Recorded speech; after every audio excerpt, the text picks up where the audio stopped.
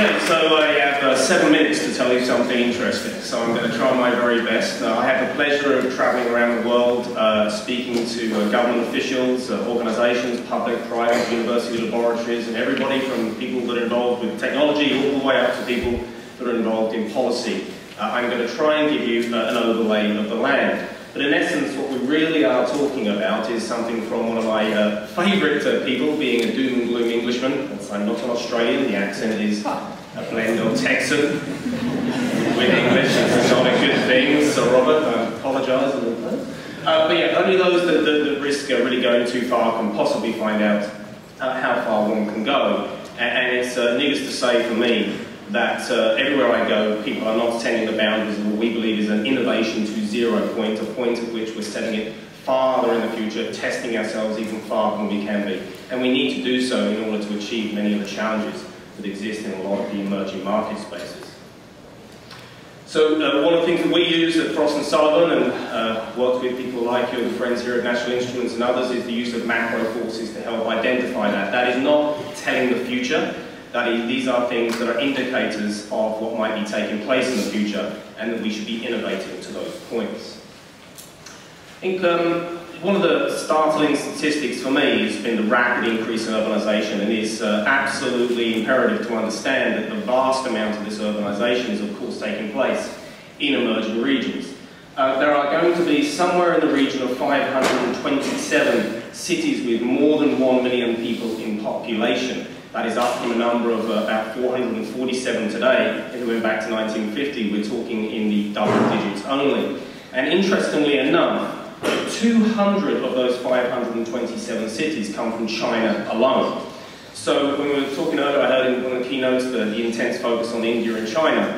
Of course, needless to say, when we look at urbanization as a macro trend, clearly China stands head and shoulders above the rest when it comes to just sheer numbers of people living in those cities. But it's obviously not the only indicator in itself. There are many more that we need to consider. So, you know, why is urbanisation so important? What are some of the things that is creating this force of change for us as we evolve over the next 8 or 9 years, and why it's so important for your solutions?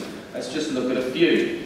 This one, I think, is one of the most startling statistics, because at the end of the day, I'm interested here in consumption patterns. And what this tells us is that there are going to be approximately 7.5 billion people on planet Earth by the time we reach 2020. Interestingly, that number will be about 8 billion by the time we reach 2025. But of those 7.5 billion, 2.56 billion will be between the ages of 15 and 34. Of those 2.5 billion, 61% are coming from Asia. And of that 61%, we're keeping up, I know we've got intelligent folks here, 37% are from India and China alone. So what we're talking about is an enormous influx of fairly young people, not only into the workforce, but into these countries that are going to be providing what I would call a disproportionate influence over product development. So what that also means is that you're going to see a lot of homegrown innovation taking place, where in the past, certainly the bar has been set by countries other than those maybe just purely in Asia, although to some respect there are a few anomalies there. But largely speaking, we've looked to Northern Europe and to North America for a lot of the radical technological innovations. My assumption is that this is going to change based on these kinds of social demographic shifts. One of the other things that I find quite interesting is the rise of the informal settlements. So here is Africa. And for me, it's one of the most interesting things to look at are mega slums. Today, around 837 million people live in mega slums. By the time we reach the turn of the decade, that number will have increased to 2 billion. You can read some statistics that are quite interesting. China says that they'll only have about 1.5% of the population below the poverty line by the time they reach 2020. I think that's somewhat aggressive. But needless to say, for me, a large focus for a lot of the ingenuity and innovation that you must be looking towards comes from targeting the evolution of these slums from a slum into what is an informal settlement to what is now a centre of commerce. And these slums will largely be becoming immersed into economic vitality of some of these large cities that we were talking about. So pay close attention to how you innovate in these cities. Again, here with Africa, just on the communications side, I want to draw attention to a few of the incredible growth markets that you have available to you. And of course, here I'm focusing on communications, but I can put up numbers which are quite startling for other areas like infrastructure development and $50 billion being spent in South Africa. But here you can see some incredible amounts, $10 billion in cloud and virtualization, $300 billion in mobile and wireless. Interesting thing with mobile and wireless to me, we talk about fiber to the home in the US and in Northern Europe. In Africa, it's fiber to the coast. They've managed to get fiber to the coast, but how we're getting communications connectivity inland is one of the greatest challenges that Africa is facing.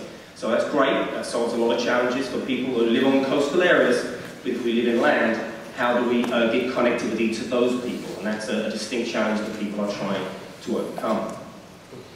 Of course, what's primarily driving this is this agrarian to service economy shift. And here you can see India, China and Turkey. Quite incredible change into the sheer numbers of people moving into these city centres. And here just gives you a quick example of the broadband penetration rates, where countries have more than 80% broadband penetration. They are twice as innovative. Currently the world has 77% mobile subscription rates. So, incredible area of focus. So this is a very quick chart. It shows you the evolution of what we come from, and basically this is saying a few different things. The Industrial Revolution, fairly slow growth. You could launch a product, you could get a few decades out of it, maybe even 50, and you'd be successful. As we move through to the 1750 to 1950, sorry, that's you can mass product utilization out of a product being released during the industrial age. But as we move forwards to 1950 today, with mass convergence, you really launch a new product, you might only have a few years to take advantage of that. So we need to stay ahead of the curve. So growth in that period was only at around 2.5%. And then growth in 1950 to 2000, we're really talking at around 7% growth rate. So just to sort of summarize up the reasons why some of these things were taking place is that we've seen incredible technology combined with industrialization, mass computational capabilities have arisen, and Asia is starting to emerge again as a force of change to a point where I believe they will be leading the charge over the next 8 years. So essentially what we should be doing as North America or Northern Europe or any other part of the world is looking for partnerships with these organizations, local, private, public, institutional, government entities in these regions to apply our technologies that we have as national instruments to focus on some of these macro forces of change. But it should be focused around urbanization. It should be focused around the need to improve wellness and well-living within these large urban centres, because that's primarily where we're going to see the greatest influx.